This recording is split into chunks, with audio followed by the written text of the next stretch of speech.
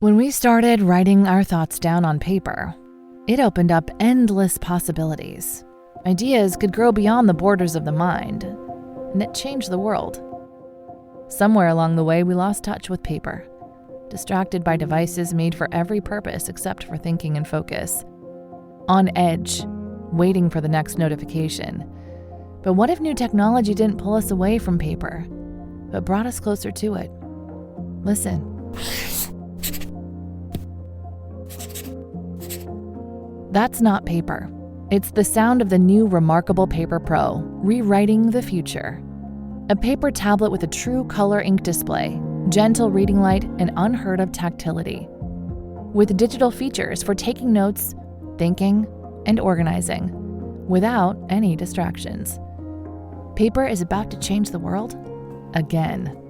Get your paper tablet at remarkable.com today. The Tea Biz podcast delivers tea news that you need to know. A recap of the week's major headlines with commentary and cultural trends hosted by Dan Bolton. It is the voice of origin for tea professionals and enthusiasts worldwide. Tea nourishes and inspires. It is an ancient plant-based medicine that heals and energizes the body while soothes the mind. Transforming the leaf requires a fusion of artistry, craftsmanship, and commerce. The tea trade is fundamentally local, yet exerts a global influence, generating $260 billion in sales and employing millions to enhance the well-being of all. Hello, everyone. Here are this week's headlines. The cost of tariffs is mounting. June is cold tea month, and iced and cold brewed teas are rising as functional standouts in the wellness beverage movement. And the inaugural Paris Tea Festival opens Saturday in the City of Lights. Plus, relentlessly seeking uniformity. Elite tea tasters can detect minute differences in aroma, taste, mouthfeel, and aftertaste, but fewer supertasters. Instead, they are masters of association, disciplined to use precise industry-accepted terms in their evaluations. The best develop deep practical knowledge that bridges production, procurement, and marketing, combining base teas to achieve consistent taste profiles across batches and seasons without compromising quality. Sebastian Michaelis, head of tea at Tata Consumer Products, joins Tea Biz for a fascinating and insightful conversation about the joys and challenges of tasting thousands of teas weekly for more than 20 years. More in a minute. But first, this important message. What happens when businesses along the tea supply chain get together and support women and children in tea communities? The mother and child-friendly seal for responsible business is creating long-term positive impacts, making your cup of Ceylon tea all the sweeter. Learn more at srilanka-motherandchildseal.org. Tariffs added approximately $22.7 billion to the cost of U.S. imported goods through May. Through April, the U.S. imported $328.4 million worth of tea from all trading partners, representing a 3% increase compared to the same period last year. Assuming a base rate of 10%, U.S. wholesale and retail tea buyers would have paid as much as $32.8 million had tariffs been enforced for the entire month. May data for tea imports are not yet available on the USDA Foreign Agricultural Services Global Agricultural Trade System database. The volume of tea imports through April from all countries totaled 68.4 million kilos, up 6% compared to January through April of 2024. The January and February volumes exceeded those of the comparable period in 2024, but declined starting in March. April volume was 17.1 million kilos, down by 2 million kilos from April 2024. The volume of Chinese tea imports year to date declined by 25% to 7.4 million kilos following a series of tariff increases beginning in February. The declared value of Chinese tea is down 14% to $40.5 million year to date. The average unit value declined to $5.50 per kilo, down from $6.40 per kilo during the first 4 months of 2024. The value of Vietnamese tea, meanwhile, year to date, has increased by 4% to $3.8 million on volume of 2.4 million kilos of tea. Assuming a base rate of 10%, U.S. wholesale and retail tea buyers would have paid as much as $380,000 in tariffs for Vietnamese tea. The base rate remains 10% until July 9th. After that, so-called reciprocal tariffs would increase significantly. Tea will mirror the global impact as import volumes decline, along with the value of goods coming from almost every country. Duties on Chinese goods, reduced from 125% to 30%, are by far the most severe, totaling $31.3 billion since 2018. The current duty on tea is 37.5%. Importers rushed to add inventory before the higher rates were suspended in April, but declines in volume suggest that pre-tariff rush to land goods has evolved into a wait and see. Tea still at sea on July 9th is subject to tariffs increasing from 10 to 50%. Major tea trading partners include Vietnam, with a 46% reciprocal tariff, Sri Lanka facing a 44% reciprocal tariff, Bangladesh 37%, Switzerland 31%, India 26%, South Korea 25%, and Japan 24%. Countries in the European Union face a 20% duty on tea.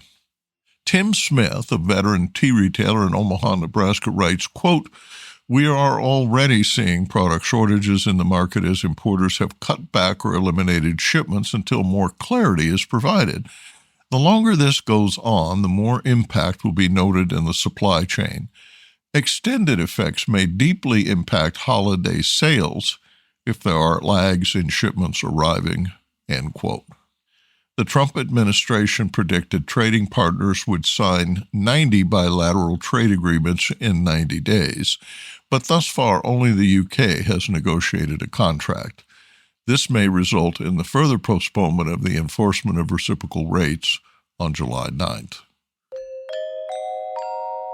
Business Insight. Meanwhile, coffee supplier NEWSMAKER, which owns the Folgers and Café Bustelo brands, announced it will increase prices to offset the Trump administration's 10% tariffs. CEO Mark Smucker told investors, quote, "The current U.S. tariff impact on green coffee is our largest exposure that we have to manage on top of navigating record-high costs. We currently purchase approximately 500 million pounds of green coffee annually, with the majority coming from Brazil and Vietnam," end quote. Price hikes contributed to an 11% increase in net sales for U.S. retail coffee, according to Beverage Daily. Profit, however, was neutral year over year due to higher commodity costs. Smucker said that the at-home category remains, quote, "strong and resilient," end quote, accounting for 70% of all coffee drinking occasions. Iced teas, cold-brewed teas, and ready-to-drink teas are undergoing a strategic transformation, evolving beyond their traditional roles as refreshment and caffeine delivery to serve a broader array of health and wellness goals. Brands are increasingly focusing on functionality as a new frontier for creating value and enhancing consumer appeal. Once dominated by messaging around energy, hydration, caffeine, and mental alertness, today's functional iced teas are evolving to support a broad range of health and wellness goals, a shift driven by both post-pandemic health awareness and the growing demand for clean-label food as medicine solutions. The idea of food as medicine has made transparency, natural sourcing, and function-driven formulations core expectations. Iced tea drinkers are actively seeking fewer ingredients, no synthetics, and recognizable superfoods and botanical inclusions in blends. Here are 4 key cold tea trends. Approximately 45% of shoppers expressed a desire for immune-supporting varieties, According to a Data Central Insight report, 43% of U.S. shoppers seek antioxidants in their tea refreshers, 32% seek probiotics, and 6% are seeking B vitamins. As a result, tea formulators are increasingly embracing functionality beyond just energy and alertness. Next, tea consumers are opting for flavorful and functional tea refreshers and tea lattes instead of coffee to reduce their caffeine intake later in the day. Matcha lattes account for a significant portion of matcha's 5-year growth spurt, driven by convenience and the health benefits associated with this Japanese tea. A cup of matcha has about 70 milligrams of caffeine, which is double that of a brewed cup of tea, but half the 100 to 140 milligrams found in a cup of coffee. Next, an increasingly conscientious consumer base associates ethical production with product quality. Although the price premium for sustainability has decreased in dollar terms from 40% to 27%, iced tea brands with strong social and environmental credentials continue to command higher trust and loyalty, leading to repeat purchase behavior and non-price-based competitive advantages. Finally, consumers, particularly Generation Z and younger millennials, expect brands to show measurable social impact.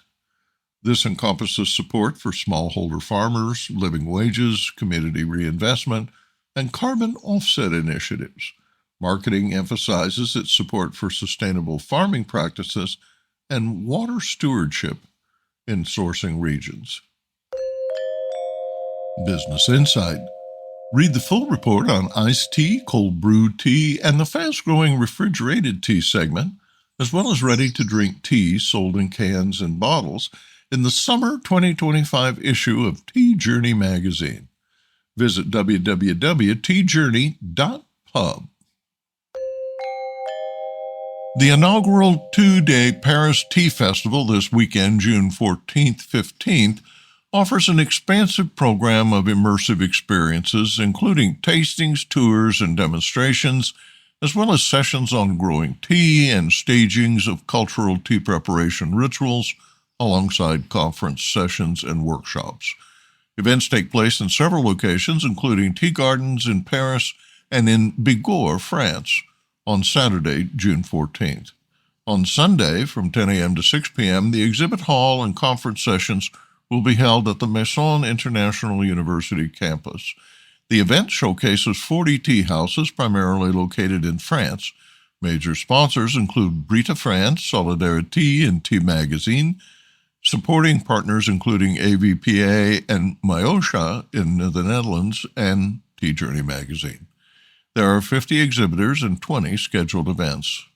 Speakers include Kevin Gascon with Camellia sinensis in Montreal, adventurer Jeff Fuchs, who traveled the Tea Horse Trail, author Caron Rousventre, who wrote Tea in China, Jeremy Temen, and Patrice Rouvière, Elodie Morabito, and Hassan Ernder, who discusses tea in Turkey. Business Insight. Tea festivals are experiencing a resurgence worldwide. Maria Kochman inspired a legion of volunteers to organize the Paris Tea Festival, befitting a city long known for its appreciation of tea. Maria calls the event her, quote, crazy project, but Parisians will find the tours, tastings, and opportunity to explore tea culture inspiring. Maria, a tea sommelier and co-founder of the Tea Circle in Brussels, is a brilliant example of a tea super connector. And now, a word from this week's sponsor. Hi, I'm Nish. I grew up in an organic tea farm and founded Nepal Tea Collective in 2016. Tea is not just a beverage for me, but a catalyst for social change, sustainably empowering hardworking artisans like my parents for the past 30 years. I'm on a mission to make the whole world aware of the goodness of Nepali teas and the good that comes from supporting growers in this remarkable land. If you haven't tasted Nepali teas yet, you're missing out. Our award-winning teas are making headlines. Find out why Visit Nepal Tea Collective's website to get a free sample of this extraordinary taste of the Himalayas. That's nepalteacollective.com. Or just send me an email at nish, Nish, at nepalteacollective.com. Cheers.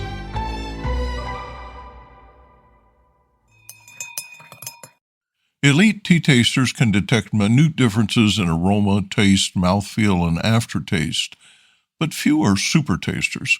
Instead, they are masters of association, disciplined in the use of precise industry-accepted terms in their evaluations. The best develop deep practical knowledge that bridges production, procurement, and marketing, combining base teas to achieve consistent taste profiles across batches and seasons without compromising quality. Sebastian Michaelis, head of tea at Tata Consumer Products, joins Tea Biz for a fascinating and insightful conversation about the joys and challenges of tasting thousands of teas weekly for over 20 years.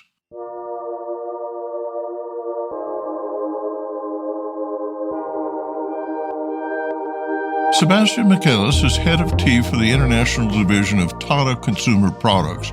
A renowned tea expert with a 20-year career in the tea trade, he has spent a significant portion of his career based in Kenya, Malawi, and India. He oversees sourcing of the supply chain and product development at the Tetley brand. He has worked extensively with the Ethical Tea Partnership, Rainforest Alliance, and other collaborators to support a thriving, socially just, and environmentally sustainable tea sector, emphasizing sustainable sourcing and responsible tea practices. We last saw each other at the Colombo Tea Conference in Sri Lanka last summer. It's nice to reconnect. Good to see you too. Good to see you too. When did you decide to pursue tea tasting as a professional skill? I joined Tetley back in 2005, which I say Tetley, we're Tata Consumer Products, but when I joined it was Tetley, and that's the main brand that I'm kind of responsible for. I'd just graduated from university, so I'd studied philosophy at the University of Sussex in Brighton in the UK, and I wasn't really sure what career I wanted to pursue, but I did know I wanted to do something a bit different. I mean, studying philosophy, obviously, it wasn't exactly a career-focused degree. I think it gets a bit of a bad rap as a subject, but actually it's helped me tremendously in my tea career because it teaches you critical thinking, looking at the bigger picture, interpreting complex problems. And these are kind of all skills that are very useful in supply chain, especially. So, yeah, a friend of mine spotted an advert for a tea taster, which simply said, do you like tea? Do you like to travel? And do you have a degree? And knowing that I wanted a slightly unconventional job, my friend sent it to me and I applied. And the process involved several telephone interviews and a 2-day assessment center. And I was pitched up against, I think, 11 or 12 other candidates. And I was lucky enough to be offered the trainee role, along with Paul Jeffries, who works at Finley's now.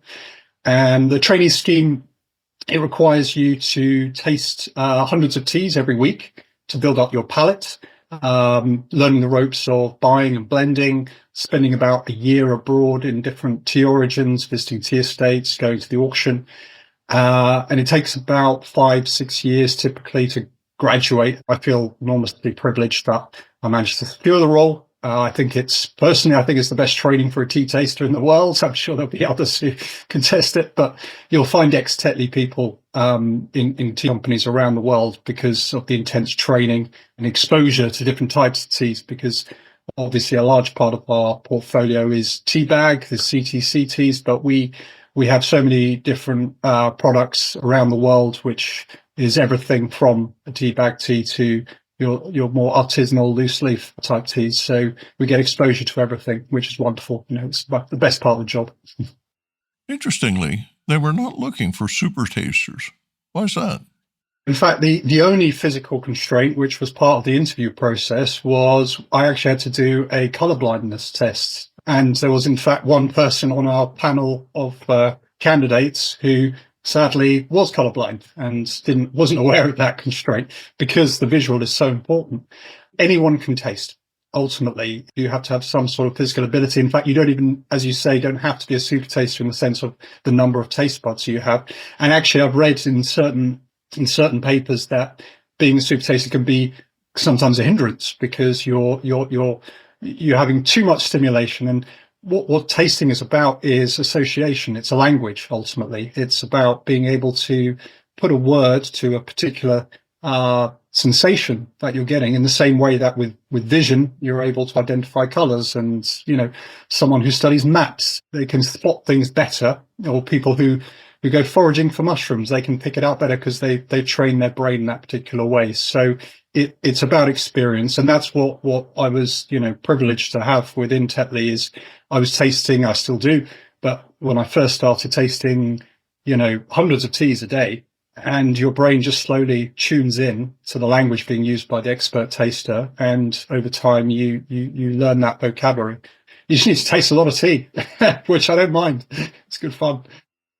What other life experiences have you found helpful?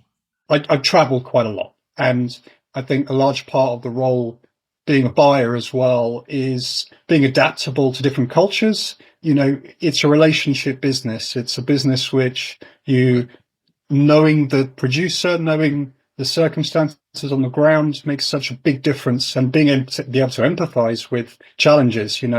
It's a long game.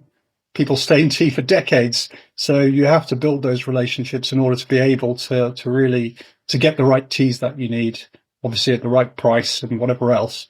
I've got a bit of a mixed mongrel background in that my mother's Polish and my dad's Dutch, and we've got Russian family and we've got German family, and so I've always been very transient in my youth, so I think that was part of it, really. Are there some teas or tea styles that resonate with you? Yeah, I mean, I like that you asked it that way. People always say, "What's your favorite tea?" which is the typical question, but obviously, as you know, the great thing about tea is the choice, and I wouldn't ever be able to say like it's this is the one tea I always drink. The ones that resonate, Angie Baicha is one that I absolutely adore, and it's for those who aren't familiar, it's it's not a white tea, it's a green tea, but it's kind of gets its name from the very light. It looks almost like the inside of a cucumber, that kind of light green cup and hue. Although it's quite a light cup, it's such an intense flavor, a sweetness to it, which I absolutely adore. Another one that really resonates. I was very lucky when I went to visit Moveme Mountains. I tried a really authentic Lapsang Bui, which is kind of the precursor for Lapsang Souchongs, but the buoys are much lighter. I'm not a big smoky tea fan, but it tastes very, very nice, intense, earthy flavor. The tea I drink the most of is probably a blend of East of Rift, KTDAs, Kenyan teas, Rwandans, Assams, what we'd call in the UK a builder's brew, something which is kind of what you'd have as a chai in India. I love the great thing about tea is you've got the choices of times of days when you drink them. For me, that's my espresso in the morning. It's a strong cup of black tea with milk, which to some tea professionals, can be a bit snobby about it. But for me, a black CTC tea, it's a completely different product to a more artisanal green tea from China or Japan, for instance, and they serve different needs. So I love them all. So I say those are three that I can pick out as kind of that resonate, I suppose. Are there teas that you're better at describing as a category or class, even if they're not your personal favorites? Perhaps the best way to answer it is to describe, if you don't mind me to describe a bit how we taste tea, or how I've learned to taste tea. So when I joined Tetley, I just, I think a year before, introduced a new tasting language, which we call uhuru, which in Swahili means freedom. And that's exactly what it does. It gives you this freedom to be able to classify teas in a very specific way. So we grade teas, and this is black teas, I should add. We have a separate language for green, but we grade black teas using 4 parameters, which are zing, color, sparkle, and body. And they're slightly funny words, but Zing is the overall impact the tea has on your palate when you first slurp, and it's the intensity of it and how quickly it goes away when you spit it out.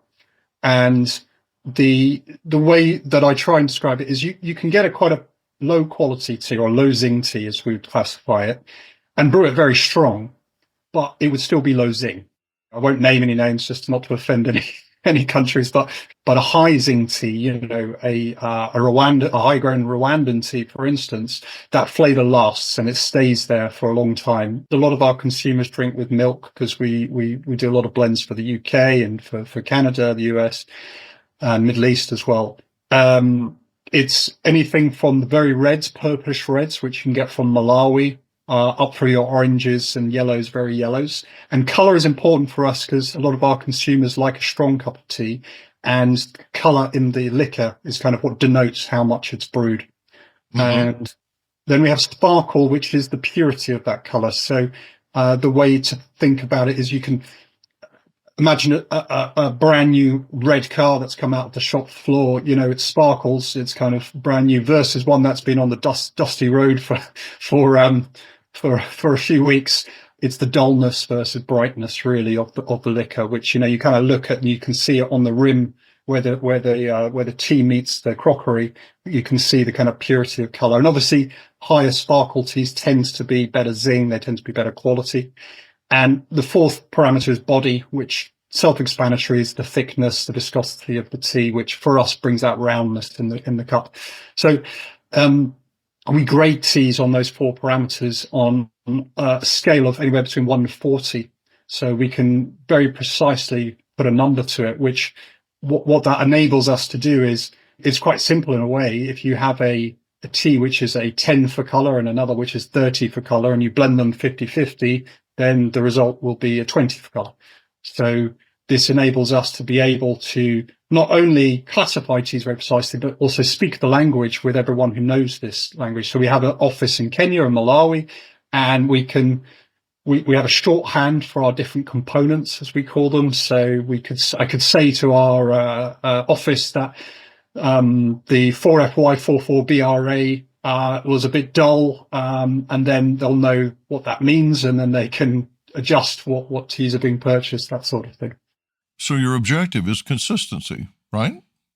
Exactly, and that's why I've got a job, which is great, because it's the very nature of tea that it's obviously inconsistent, and it's not, whilst coffee has its variety, they're obviously able to classify it, let's say, in an easier way into certain buckets, and therefore have futures markets and things like that. Obviously, tea varies depending on the weather, depending on the factory manager that day, depending on the humidity.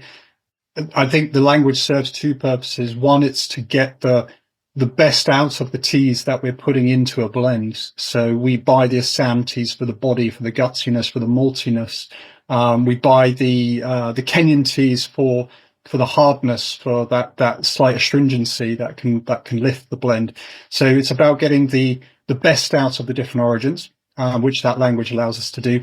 And as you say, to get that consistency. And it allows us to, you can pick up a packet of Tetley today and another one tomorrow, and it'll taste exactly the same, but the actual constituent parts will vary.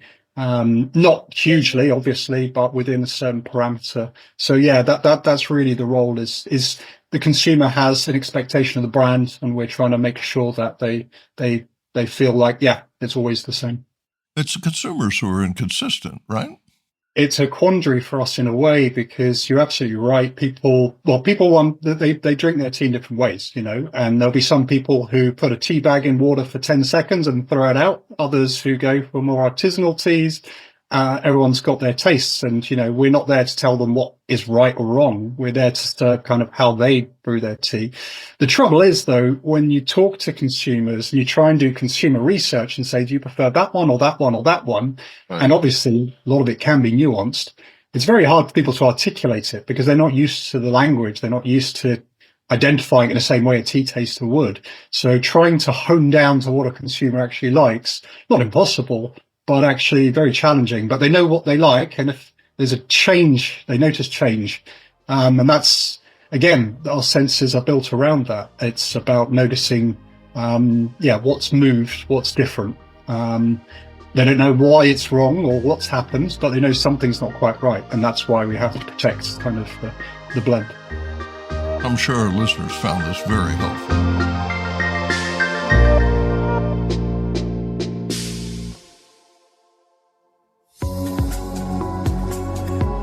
Intrigued by what you heard in today's podcast?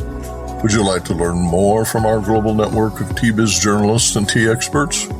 Remember to visit the Tea Biz website for more comprehensive coverage. That's www.tea-biz.com.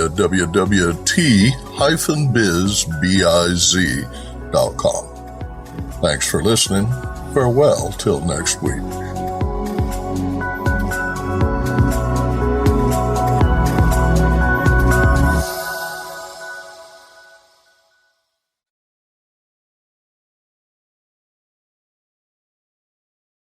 When we started writing our thoughts down on paper, it opened up endless possibilities. Ideas could grow beyond the borders of the mind, and it changed the world. Somewhere along the way, we lost touch with paper, distracted by devices made for every purpose except for thinking and focus. On edge, waiting for the next notification. But what if new technology didn't pull us away from paper, but brought us closer to it? Listen.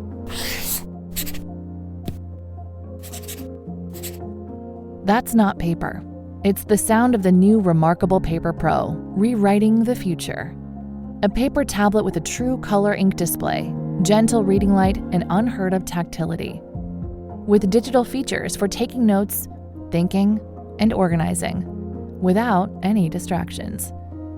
Paper is about to change the world again. Get your paper tablet at remarkable.com today. Produced by Audavita Studios. Connect your voice to the world.